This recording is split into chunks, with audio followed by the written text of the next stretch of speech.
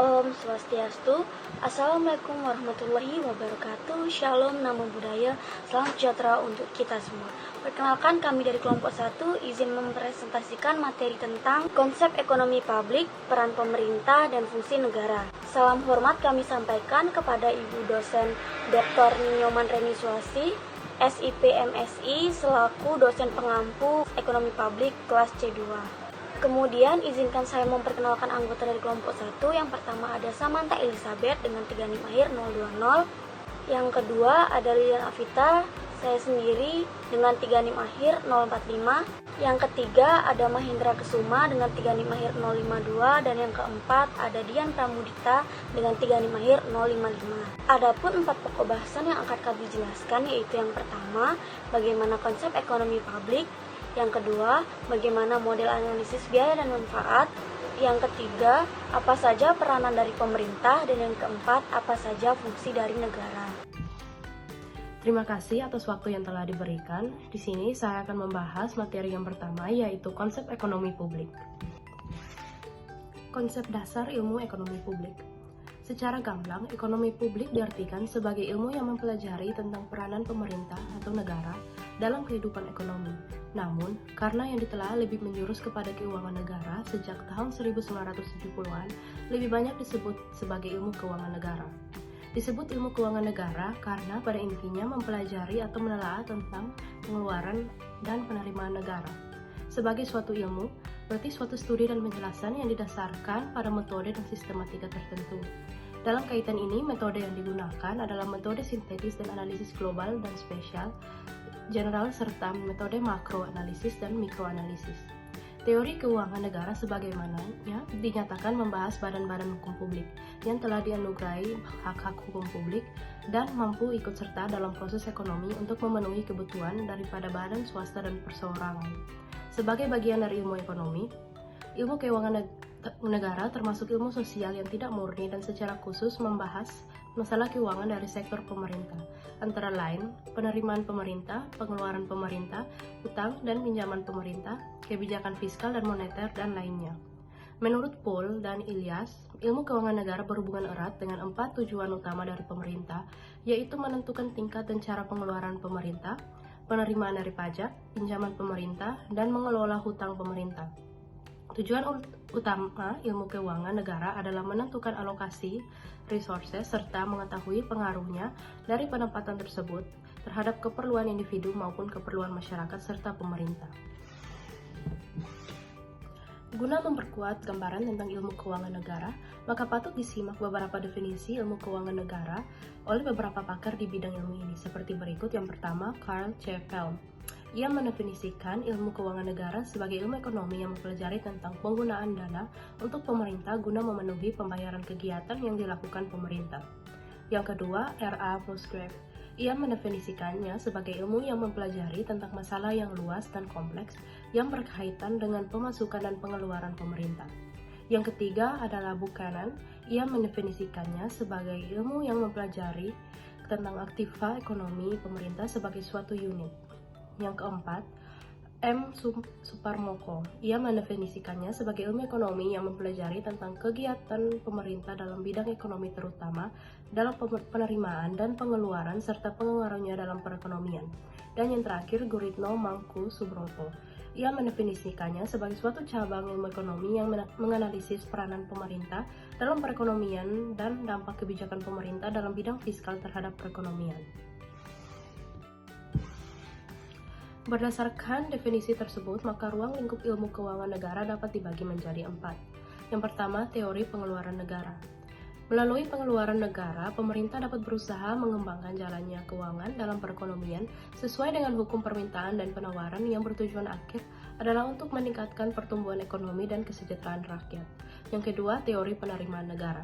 Teori yang membahas beberapa sumber penerimaan negara, membahas dan menganalisis perbandingan, keuntungan atau kerugian dari berbagai bentuk pemasukan, serta membahas prinsip-prinsip yang dilakukan terhadap berbagai pilihan sumber penerimaan negara. Yang ketiga, teori administrasi keuangan, menyangkut tentang semua kegiatan dalam bidang keuangan termasuk permasalahannya yang berkaitan dengan anggaran belanja negara, melakukan pelaksanaan anggaran, dan pengawasan terhadap anggaran. Dan yang keempat, teori stabilisasi dan pertumbuhan, membahas tentang kebijakan ekonomi dari suatu pemerintahan dan kaitannya dengan kebijakan fiskal yang berhubungan langsung dengan penerimaan dan pengeluaran negara. Hubungan ekonomi publik dengan ilmu sosial lainnya. Yang pertama, hubungan dengan ilmu ekonomi. Ilmu ekonomi publik merupakan bagian dari ilmu ekonomi. Dengan demikian, prinsip yang berlaku dalam ilmu ekonomi juga berlaku dalam ilmu keuangan negara, walaupun ada penyimpangan dan kekhususan tertentu. Ilmu ekonomi yang terbagi menjadi mikro dan makro ekonomi memiliki keeratan kuat.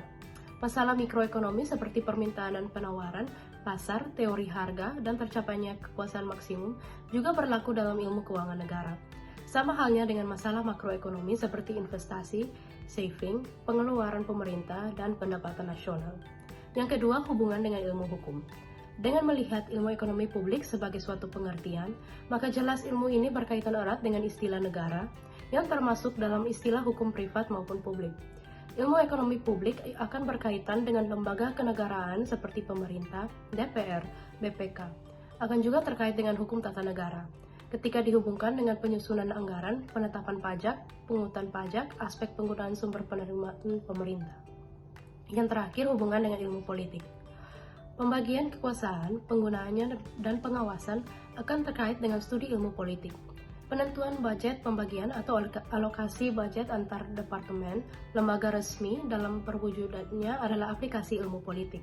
Demikian pula dengan penetapan pajak baru, pinjaman pemerintah, PMDM, dan PMD adalah juga persoalan politik dalam bingkai negara untuk penguatan keuangan negara.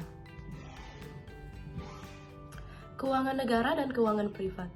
Keuangan negara mencakup bahasan tentang penerimaan dan pengeluaran negara, serta masalah dan kebijakan yang harus diambil oleh pemerintah sebagai akibat dari pengaruh penerimaan dan pengeluaran negara. Keuangan privat lebih membahas masalah keuangan dari unit ekonomi secara individu atau satu unit ekonomi yang tidak membentuk bagian dari pemerintah. Adapun persamaan keuangan negara dengan keuangan privat sebagai berikut. Yang pertama, keuangan negara dengan keuangan privat berkaitan dengan kegiatan yang menyangkut pembelian dan penjualan serta transaksi lainnya.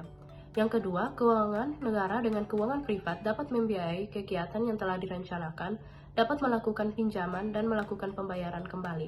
Dan yang terakhir, keuangan negara dan keuangan privat mempunyai sumber yang terbatas dibandingkan dengan pemuasan kebutuhan hidup manusia. Adapun perbedaan antara keuangan negara dengan keuangan privat yang dapat dilihat dari ciri-ciri keduanya sebagai berikut. Yang pertama, keuangan negara. Yang pertama, hidup dengan sarana yang lebih kompleks. Yang kedua, bunga pinjaman lebih rendah dibanding dengan sektor privat. Yang ketiga, mempunyai kemampuan mencetak uang. Yang keempat, mengikuti prinsip anggaran. Dan yang terakhir, dalam merencanakan kegiatan pengeluaran negara ditetapkan terlebih dahulu. Yang berikut, keuangan privat. Ciri-cirinya yang pertama, sarana yang dimiliki sendiri. Yang kedua, bunga pinjaman sesuai dengan ketentuan pasar atau bunga berlaku. Yang ketiga, tidak mempunyai kemampuan mencetak uang. Yang keempat, mengikuti prinsip pasar. Dan yang terakhir, merencanakan kegiatan dengan melihat penerimaan yang tersedia. Selanjutnya, izinkan saya untuk menjelaskan materi tentang model analisis biaya dan manfaat. Pertama-tama yang harus kita ketahui adalah konsep analisis biaya dan manfaat itu sendiri. Apa sih analisis biaya dan manfaat? Analisis biaya dan manfaat adalah suatu pendekatan untuk rekomendasi kebijakan yang memungkinkan analis membandingkan dan menganjurkan suatu kebijakan dengan cara menghitung total biaya dalam bentuk uang dan total keuntungan dalam bentuk uang. Dalam melakukan analisis, terutama pada proyek yang mempunyai umur relatif panjang dan memberikan manfaat serta menimbulkan biaya pada saat yang berbeda-beda, maka harus mempertimbangkan konsep nilai uang. Analisis dilakukan dengan menghitung seluruh manfaat dan biaya dari suatu proyek selama umur proyek yang bersangkutan dan dihitung dalam nilai sekarang. Kemudian saya akan menjelaskan mengenai model analisis biaya dan manfaat. Di sini model analisis biaya dan manfaat dibagi menjadi 4, yaitu yang pertama net present value, yang kedua return on investment, yang ketiga payback period method, dan yang keempat internal rate of return. Kemudian saya akan menjelaskan mengenai net present value. Net present value merupakan seluruh nilai dari manfaat proyek dikurangi dengan biaya proyek pada tahun yang bersangkutan dan didiskontokan dengan tingkat diskonto yang berlaku.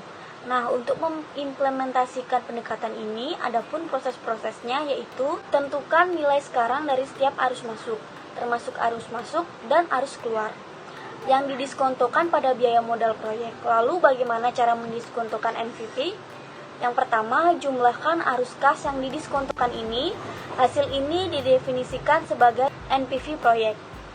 Jika NPV adalah positif, maka proyek harus diterima. Sebaliknya, jika NPV adalah negatif, maka proyek harus ditolak. Jika dua proyek dengan NPV positif adalah mutually exclusive, maka salah satu dengan nilai NPV terbesar harus dipilih. Persamaan untuk NPV telah tertera di slide, di mana CF adalah arus kas masuk dan arus kas keluar, dan K adalah biaya modal proyek. Yang kedua, return on investment merupakan metode pengambilan investasi yang digunakan untuk mengukur presentasi manfaat yang dihasilkan oleh suatu proyek dibandingkan dengan biaya yang dikeluarkannya. ROI bisa dihitung dengan rumus total manfaat dikurangi total biaya dibagi dengan total biaya. Kemudian ada payback period method, di mana penilaian proyek investasi menggunakan metode ini didasarkan pada lamanya investasi tersebut dapat tertutup dengan aliran-aliran kas masuk dan faktor bunga tidak dimasukkan dalam perhitungan ini. Adapun rumus dari payback period method yaitu N plus A min B dibagi C min B dikali 1 tahun. Kemudian yang terakhir adalah internal rate of return, di mana sama seperti NPV, metode tingkat pengembalian IRR juga merupakan metode yang memperhatikan nilai waktu dari uang, dengan rumus yang digunakan tertera di slide. Kemudian keuntungan dan kelemahan dari analisis biaya dan manfaat. Yang pertama, terdapat keuntungan. Keuntungannya ada dua, yaitu penggunaan sumber-sumber ekonomi lebih efisien. Kedua, penggunaan dana proyek dapat diawasi oleh pemerintah. Adapun kelemahannya yaitu yang pertama, kurang fleksibel ketika diterapkan di masyarakat. Yang kedua, dampak tidak langsung tidak dapat dianalisis secara tepat. Yang ketiga, masih banyak faktor yang mempengaruhi dan dapat menimbulkan bertambahnya biaya. Terima kasih atas waktu yang diberikan kepada saya. Di sini saya akan melanjutkan materi, yaitu peranan pemerintah. Dalam sistem perekonomian terdapat salah satu faktor yang penting di dalamnya yang disebut dengan pemerintah.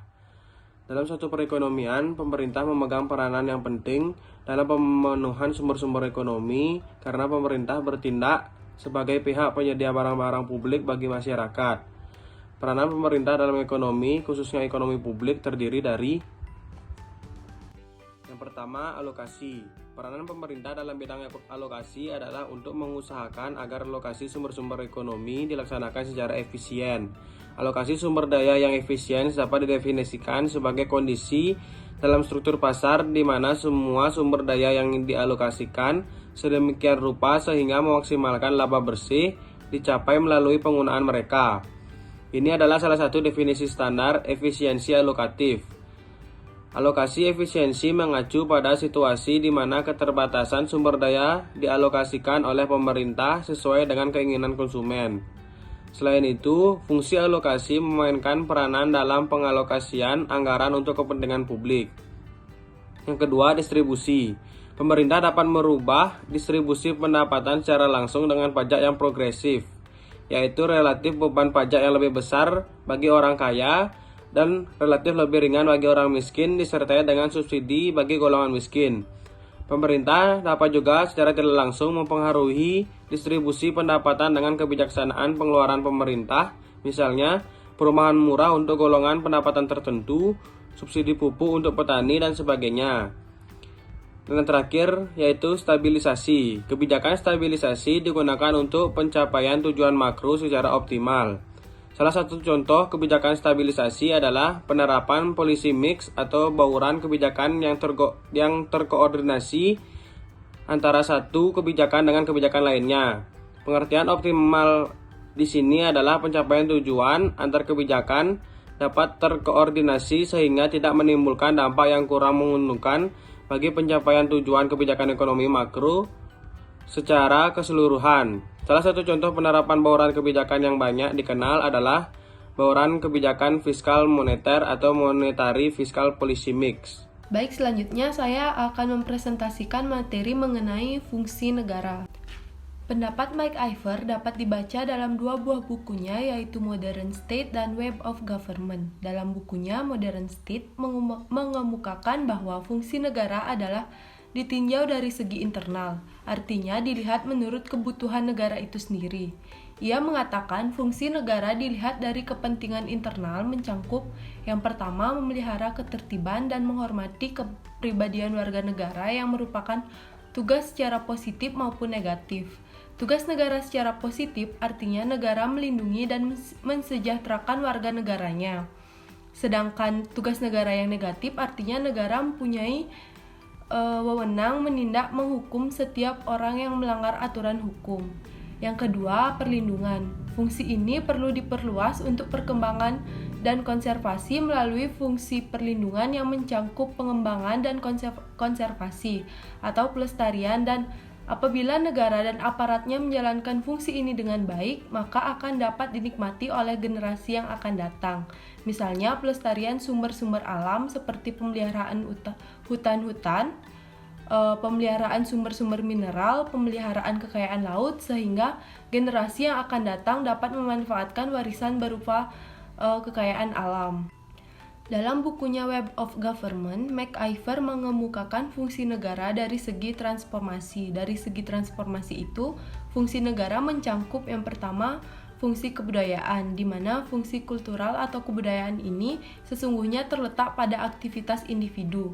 Karena itu, negara harus hanya memajukan dan mengintensifkan saja usaha-usaha yang dijalankan oleh rakyat dalam aktivitas budaya.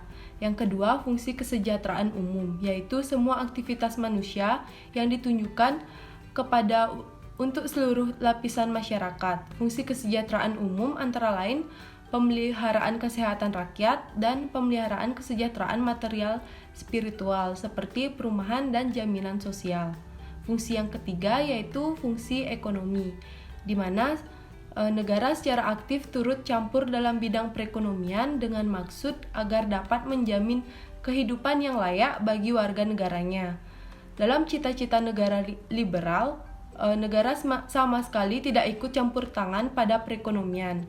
Sedangkan negara-negara sosialis dan komunis, negara melaksanakan hampir segala aktivitas perekonomian. Dalam hubungan campur tangan pada bidang perekonomian hendaknya bersifat perencanaan saja dan pengawasan. Pada milenium ketiga abad ke-21, Francis Fukuyama mengutip laporan Bank Dunia tentang pembangunan dunia dalam rangka lingkup kekuatan atau kemampuan negara menangani pasar bebas atau free market. Mengemukakan 3 fungsi utama negara meliputi yang pertama, fungsi minimal, menyediakan kebutuhan publik, meningkatkan keadilan terdiri atas pertahanan, melindungi kaum miskin dalam program anti kemiskinan. Selanjutnya, hukum dan ketertiban, program bantuan berencana. Yang ketiga, manajemen makroekonomi dan kesejahteraan masyarakat. Fungsi yang kedua yaitu fungsi menengah, di mana menangani persoalan-persoalan eksternal, mengatur monopoli, memperbaiki kualitas informasi, dan menyediakan asuransi sosial. Kegiatannya mencakup pendidikan, perlindungan lingkungan, pengaturan prasarana umum, pengaturan anti monopoli, regulasi keuangan, asuransi sosial, dan redistribusi dana pensiun, serta perlindungan konsumen. Fungsi yang ketiga yaitu fungsi aktivis, di mana mengkoordinasi aktivitas swasta. Redistribusi aset meliputi 3 aktivitas, yaitu mendorong pasar, melakukan redistribusi aset, dan mengumpulkan inisiatif. Dalam rangka tugas negara pemerintah, untuk melaksanakan tujuan negara sebagai organisasi kekuasaan, Wolfgang Friedman menyebutkan 4 fungsi negara, yaitu yang pertama sebagai provider. Negara bertanggung jawab dan menjamin suatu standar minimum kehidupan secara keseluruhan dan memberikan jaminan sosial lainnya. Yang kedua yaitu sebagai regulator. Negara membentuk aturan hukum dalam kehidupan bernegara. Yang ketiga sebagai entrepreneur, di mana negara menjalankan sektor ekonomi melalui badan usaha milik negara atau daerah dan mengusahakan kondisi kondusif untuk berkembangnya dunia usaha. Selanjutnya, sebagai umpire, negara menetapkan standar-standar yang adil bagi pihak yang bergerak di sektor ekonomi, terutama antar sektor swasta atau antar bidang-bidang usaha tertentu. Teori-teori fungsi negara berkaitan dengan hal penyelenggaraan kesejahteraan dan usaha perekonomian. Selaras dengan adanya perkembangan konsep welfare state atau negara kesejahteraan, ada 7 teori mengenai fungsi negara, yaitu yang pertama, anarkisme. Menurut paham anarkisme, negara tidak perlu ada. Manusia pada hakikatnya adalah baik dan berbudi, dan justru rusak budi pekertinya bila ada pengaturan yang maksa yang diterapkan oleh negara. Paham anarkis menyangkal adanya fungsi negara. Jikapun ada, maksud sebenarnya fungsi itu dapat diserahkan untuk melaksanakan melalui bentuk-bentuk sukarela tanpa menerapkan adanya unsur paksaan seperti oleh negara. Yang kedua, individualisme atau liberalisme. Paham ini menempatkan kepentingan individu sebagai tujuan hidup manusia. Fungsi negara haruslah ditunjukkan untuk pemenuhan atau pencapaian kepentingan individu. Fungsinya cukup dibatasi untuk memelihara ketertiban dan keamanan saja. Tidak perlu ada campur tangan negara dalam hal lainnya. Negara berfungsi sebagai penjaga malam saja.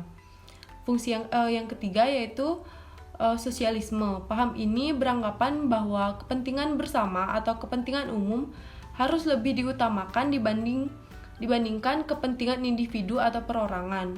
Fungsi negara adalah mengatur perimbangan agar anggota masyarakat memperoleh kesempatan yang sama dalam memperjuangkan hidupnya secara layak. Sosialisme menghendaki campur tangan negara seluas-luasnya, terutama dalam bidang perekonomian. Sarana-sarana produksi vital dikelola oleh negara, namun industri menengah ke bawah boleh dikelola oleh individu atau kelompok dalam masyarakat. Yang keempat yaitu komunisme. Hampir sama dengan sosialisme, komunisme adalah menghendaki penguasaan sarana-sarana produksi yang vital oleh negara, namun pribadi individu tidak dibenarkan memiliki sarana produksi sebagai hak milik, apalagi sarana yang vital untuk kepentingan umum. Yang kelima yaitu ada sindikalisme. Hampir sama dengan anarkisme yang menghendaki berkurangnya campur tangan negara. Hanya di sini fungsi negara itu agar diserahkan kepada serikat-serikat pekerja, kalangan serikat buruh yang akan bertindak untuk mengatur pola kehidupan masyarakat. Paham ini muncul dan berkembang di Prancis pada tahun 1890 hingga 1930. Selanjutnya yang keenam ada fasisme, bahwa negara samakan atau dianalogikan sebagai makhluk hidup yang mempunyai political will sendiri, lepas dan terpisah dari kehendak atau aspirasi rakyatnya. Fasisme tidak mengenal batas bagi pelaksanaan fungsi negara. Negara dan pemerintah sebagai organ pelaksanaan kekuasaan negara berhak melakukan apa saja serta mencampuri berbagai hal dan urusan di lingkungan masyarakat. Terakhir yaitu empirical collectivism. Paham ini berkembang di Amerika Serikat dan Eropa Barat setelah Perang Dunia Pertama, bahwa negara berfungsi untuk menyelenggarakan kesejahteraan umum yang dapat diberikan oleh usaha pihak swasta. Adalah dibenarkan dan juga diharapkan adanya penguasaan dan pengelolaan negara terhadap usaha yang menyangkut hidup orang banyak seperti transportasi umum, gas, dan listrik. Dengan kata lain, paham dan ajaran ini menganut perlunya fungsi-fungsi negara untuk menyelenggarakan usaha dan pelayanan yang menyangkut kepentingan bersama. Sekian presentasi yang dapat kami sampaikan. Jika ada kesalahan kata yang disengaja maupun tidak disengaja, kami mohon maaf.